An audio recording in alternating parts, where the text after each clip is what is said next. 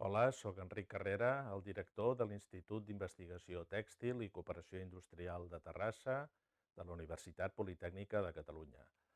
Avui us explicarem quins tipus de mascaretes hi han i quins són els seus usos més adequats. Bàsicament podem dir que hi ha tres tipus de mascaretes. Les mascaretes autofiltrants o EPIs, que són equips de protecció individual, les mascaretes quirúrgiques, com podeu veure aquí les de color blau que tots coneixem, i les mascaretes higièniques. De les mascaretes higièniques hi ha dues categories, les higièniques no reutilitzables i les higièniques reutilitzables, les que són de teixit en llenguatge més col·loquial.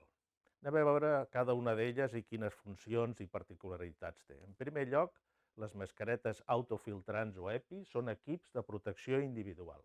Estan indicades per personal sanitari exposat directament al virus de la Covid i en ambients de molt alta càrrega viral. Són capaces de filtrar partícules d'una mida igual o superior a 0,3 micres. Recordem aquesta xifra, 0,3. N'hi ha de tres tipus, que en funció de la seva capacitat de filtració de les partícules de 0,3. Les FFP1, que filtren el 78% de les partícules d'aquesta mida, les FFP2, que filtren un 92%, tenen dues equivalents, que serien les N95 d'Estats Units i les KN95 de Xina, que segueixen les normes de cada país, que filtren un 95%. I finalment les FFP3, que filtren un 98% i poden tenir o no vàlvula d'exhalació. Les FFP2 i FFP3 filtren o protegeixen especialment dels aerosols, que serien aquestes microgotetes que es dispersen per l'aire i que es generen sobretot quan tossim, quan parlem també, però quan tossim o quan cantem. En definitiva, aquestes mascaretes, les autofiltrants, actuen com a barrera de protecció de dins cap a fora. La mascareta filtra el que emitin cap a fora, per tant eviten la propagació del virus si estiguessin malalts, i protecció de fora cap a dins, és a dir, eviten que qualsevol virus present en l'aire pugui entrar en el nostre sistema respiratori, fins i tot en el cas que fossin aerosols.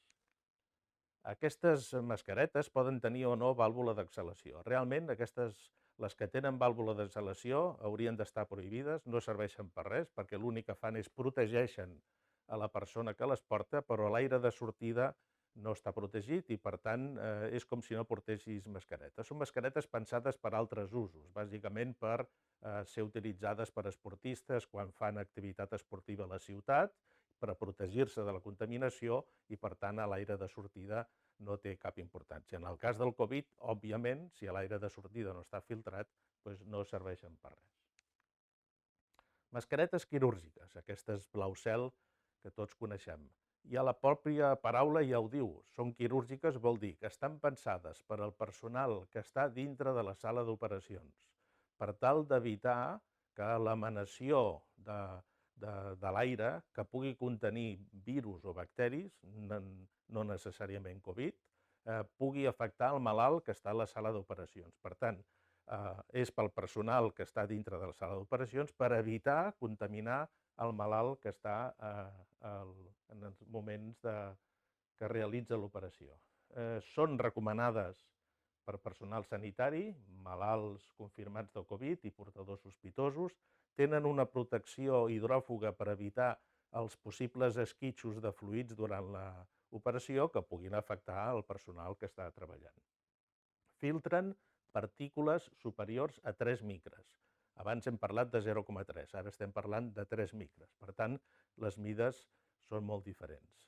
Aquestes mascaretes s'avaluen mitjançant dos paràmetres claus, que són l'eficàcia de protecció bacteriana, que oscil·la entre el 95 i el 98% en funció del model, la respirabilitat entre 40 i 60, és una escala inversa, quan menor és el valor, la respirabilitat és millor, i han de tenir una neteja microbiana igual o superior a 30. Són d'un sol ús, un únic ús. De fet, inclús Es recomana que no fer servir més de durant 4 hores seguides. Per tant, generarem un residu i això generarà un problema que després anirem comentant. En qualsevol cas, actuen com a barrera, eviten contaminar els altres, per tant, de fet, a Llatinoamèrica es diuen tapaboques, també he sentit, evita que el que tu propagues arribi als altres, per tant, si tots les portem, anem protegits. I filtren partícules de mida superior a 3 micres. La tercera categoria serien les higièniques, és una categoria nova que s'ha obert amb motiu de la pandèmia del Covid, no existia aquesta categoria i n'hi ha de dos tipus, les no reutilitzables i les reutilitzables. Començarem per les no reutilitzables. Són molt semblants a les quirúrgiques, de fet l'única diferència és el preu, que són una mica més econòmiques, i l'exigència és lleugerament menor. Estan recomanades per persones sanes o en principi asimptomàtiques. L'eficàcia de protecció bacteriana ha de ser igual o superior al 95%, recordem que les quirúrgiques eren 98%, i la respirabilitat inferior a 60%. Pensem que a Europa l'equivalència a aquesta categoria d'higièniques rep el nom de mascaretes comunitàries i el nivell d'exigència d'Europa és molt menor que el d'Espanya. L'eficàcia de protecció bacteriana per a aquestes mascaretes amb la normativa europea és del 70%, en el nostre cas és del 90%. Per tant, actuen com a barreres, eviten la contaminació als altres, la propagació del virus, protegeixen de dins cap a fora, eviten la propagació del virus, si tots la portem estem protegits. Mascaretes higièniques reutilitzables, fetes de teixit, sigui de punt o teixit de calada, l'eficàcia de protecció bacteriana igual o superior a 90, recomanades per persones sanes o asimptomàtiques, que no ho saben, respirabilitat inferior a 60, repeteixo que la norma europea exigeix una eficàcia de protecció bacteriana del 70%, a Espanya és del 90%, per tant, en aquest sentit, és més exigent i estem més ben protegits. Aquestes mascaretes són reutilitzables, és a dir, que es poden rentar. La norma espanyola exigeix que resisteixin un mínim de 5 rentats, però la majoria resisteixen molt més. En definitiva, actuen com a barrera, eviten contaminar els altres, protegeixen de dins cap a fora, eviten la propagació del virus, són reutilitzables i si tots la portem estem protegits. En definitiva, la mascareta, sigui la que sigui, filtra una gran quantitat del virus, en el suposat que alguna part surti cap a fora, degut a un mal filtratge o un mal tancament de la mascareta, el receptor també té capacitat de filtració i, per tant, en aquest sentit hi hauria també prou protecció. En aquest esquema, molt senzillet, en dibuixets potser s'entendrà millor, aquí podem veure, en el cas superior, de dues persones que interactuen entre elles i que no porten virus. Aquí hem suposat, de forma relativament teòrica, que la mascareta filtra un 50%. No és que filtri un 50%, hem posat un número fàcil d'entendre per després fer números que quedin més rodons. Si l'emissor no porta mascareta i el receptor tampoc, com és el primer cas, ens trobarem que la protecció és zero.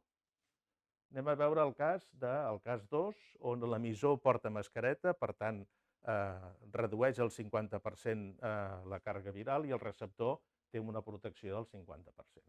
Si l'emissor no porta mascareta, que és el cas 3, i el receptor sí, l'emissor el que llença no està filtrat, però la persona receptora filtra el 50% i, per tant, tindrà aquest nivell de protecció. El cas ideal és el quart, és a dir, que l'emissor i el receptor porten mascareta, l'emissor porta mascareta, redueix el 50%, com podem veure, però el receptor torna a filtrar el 50% de tal forma que la protecció seria del 75%. Repeteixo que no estem dient que les mascaretes filtrin un 50%, és simplement un exemple per veure la importància de la reducció que comporta l'ús conjunt de mascaretes.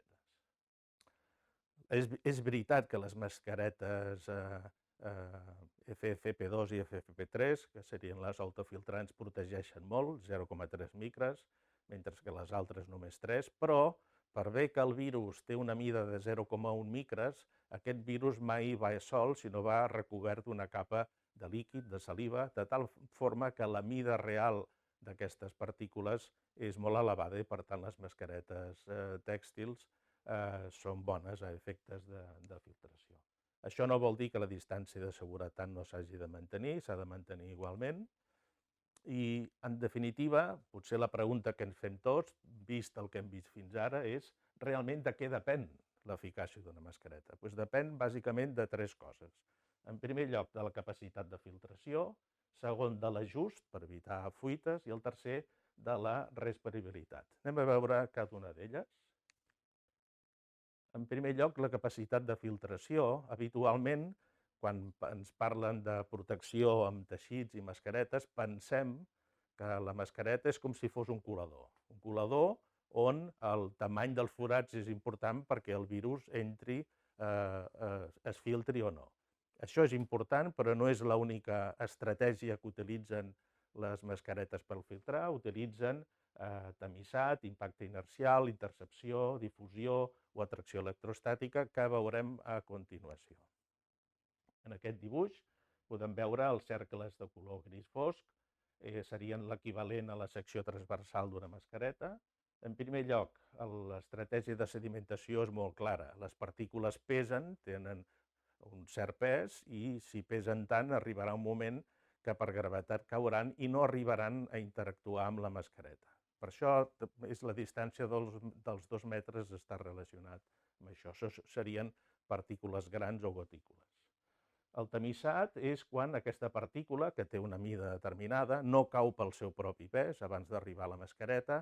Quan entra en contacte amb la mascareta, resulta que la seva mida és superior a la distància entre els poros que generen les fibres i, per tant, queda filtrada i no segueixen endavant. A partir d'ara, d'aquí cap a baix, és quan la cosa es complica una mica més. En el cas de l'impacte inercial, seria aquelles partícules d'una mida ja inferior a la que hem descrit anteriorment. Pensem que les partícules segueixen el flux de l'aire. L'aire, quan es troba amb un obstacle, segueix unes línies de flux que s'obren i es tanquen per sortejar l'obstacle. Per tant, a l'impacte inercial, les partícules segueixen les línies del fluid, però, diguéssim, no tenen, degut que el seu pes és d'una certa importància, no tant com el cas anterior, no són capaços de seguir la línia de flux i són interceptades per la fibra de color gris. En el cas de la intercepció, seria partícules ja francament petitetes, que sí que segueixen les línies de flux, però que després no són capaces de recuperar la posició de les línies de flux i queden retingudes.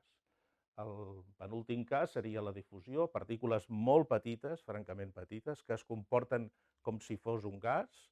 Dintre d'un volum, el gas té tendència a ocupar tot l'espai. Les partícules tenen un moviment aleatori, canvien constantment de trajectòria i, per tant, la probabilitat que aquests canvis de trajectòria interactuïn amb una fibra del teixit és molt elevada i, finalment, queden retingudes. Per acabar, l'atracció electrostàtica és una estratègia de filtració que no depèn del tamany de la partícula, sinó de la càrrega elèctrica que tinguin. I, per tant, en aquest sentit, les mascaretes fetes amb fibres sintètiques que tenen una alta electricitat estàtica ajudaran a la filtració. Pel que fa referència al tamany de les partícules, veiem que el virus té una mida de 0,1 micres, realment petit, però aquest virus mai va sol, sempre està recobert d'un líquid, de la saliva, i poden tenir mides d'1 micra o fins i tot 10 micres. De fet, el 90% d'aquestes partícules, que s'anomenen aerosols, tenen una mida compresa entre 0,5 i 10 micres, i les més freqüents són entre 1 i 2 micres. A partir de 100 micres es consideren que són gotícules i no són aerosols, i en qualsevol cas, això és un tema més mèdic que tèxtil, la mida de la partícula sembla ser que té importància amb la seva capacitat d'emmalaltir a les persones que la respiren. En qualsevol cas, l'eficàcia de filtració depèn molt de la partícula, de la mida de la partícula. La zona més crítica és la zona quan la mida de la partícula és de 0,3 micres i per aquest motiu les mascaretes FFP2 quan s'analitzen es mira el comportament de la capacitat de filtració quan la mida de la partícula és de 0,3 micres.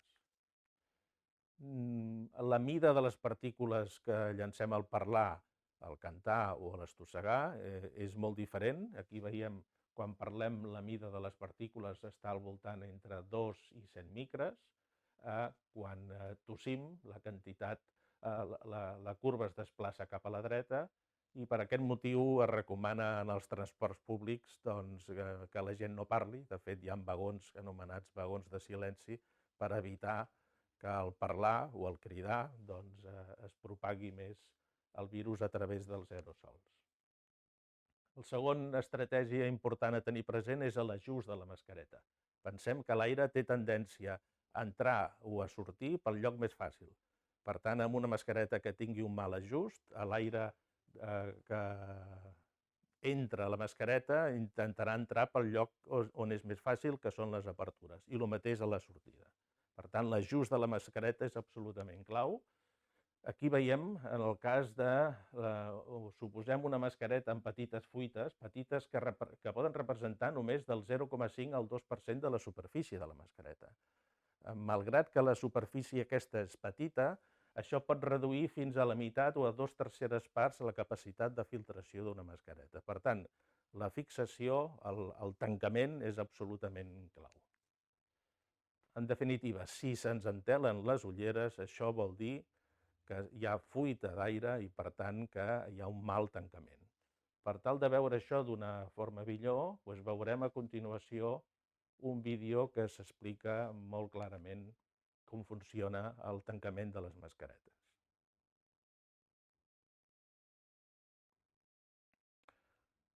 Molt bé, aquí veiem un exemple una mica còmic, però també és per veure fins a quin punt és important el tancament. Aquí tenim una mascareta amb molt folgada, amb molt poca capacitat de fixar-se a la cara de la persona. A aquesta persona se li va posar una mitja en el cap, on va quedar la mascareta molt ben fixada, i això va representar unes millores entre el 15 i el 50% de la capacitat de filtració. Per tant, el tancament, com veiem, és certament important. Què recomana el Ministeri de Consum? Doncs a les persones sanes fer servir la mascareta higiènica, a les persones malaltes, simptomàtiques o asimptomàtiques positives, la quirúrgica, i les persones que estan en contacte directe amb el Covid, les EPI o mascaretes autofiltrants.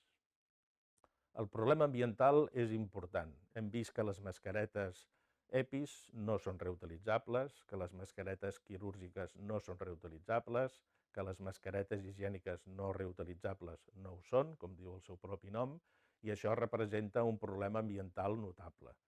Hem calculat que si cada espanyol consumís 3 mascaretes a la setmana, i ja ens quedem curts perquè teòricament s'haurien de canviar cada dia, cada mascareta pesa uns 3 grams de polipropilè, doncs multiplicat per els 47 milions i mig d'habitants a Espanya, ens aniríem a 1.700 tones al mes. Per tant, tenim un problema ambiental bastant greu i per això l'interès d'utilitzar les mascaretes higièniques reutilitzables fetes de teixit de calada o de teixit de punt. Per acabar, segurament hi ha uns mites o uns dubtes que tots tenim, ho hem sentit parlar més d'una vegada. La primera, l'única mascareta que val és la FFP2. Efectivament, és la que protegeix millor, la FFP3 una mica més, però les mascaretes higièniques de teixit també tenen un bon comportament i sobretot hem de tenir present que per bé que el virus té com una mida de 0,1 micres, mai viatja sol, sempre va acompanyat de capes de líquid i acaben tenint mides entre 1 i 3 micres, o inclús més, i de tal manera que les mascaretes higièniques reutilitzables tèxtils compleixen la funció correctament. Un altre mite, l'únic que importa és protegir el meu nas i la boca, que estiguin tapats, que estiguin tapats però que estiguin ben tapats. Cobrir el nas i la boca és important, però millor encara evitar que hi hagin fuites, com hem vist en el vídeo anteriorment. L'usar mascaretes és perillós perquè atrapen el diòxid de carboni.